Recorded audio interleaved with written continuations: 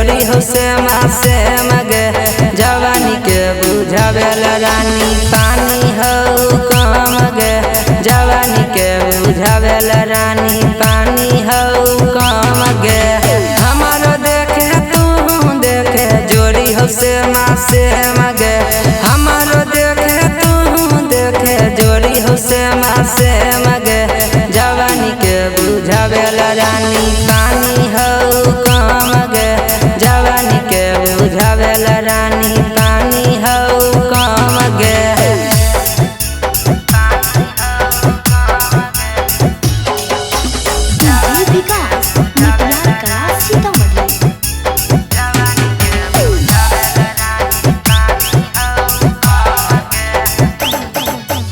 हौ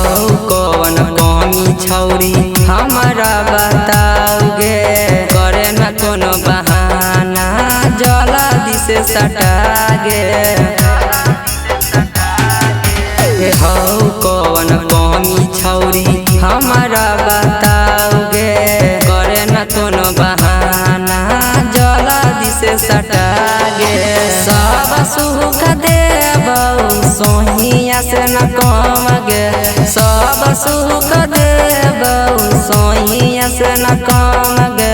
जवानी के बुझावेला रानी पानी हौ कम गे जवानी के बुझावेला रानी पानी हौ कम गे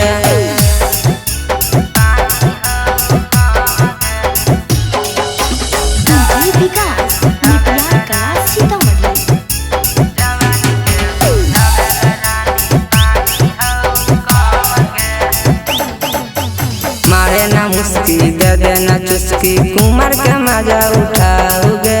परवीन आशीष के गाना पे ठुमका लगाओगे मारे ना मुस्की दे देना चुस्की कुमार के मजा उठाओगे परवीन आशीष के गाना पे ठुमका लगाओगे नाना दन आशीष ना हौ तोरा से कम गे नाना दन आशीष ना हौ तोरा से कम गे जवानी के बुझावेला रानी पानी हौ कम गे रानी के बुझावेला रानी पानी हौ कम गे रिकॉर्डिंग स्टूडियो साहेबपुर कमाल।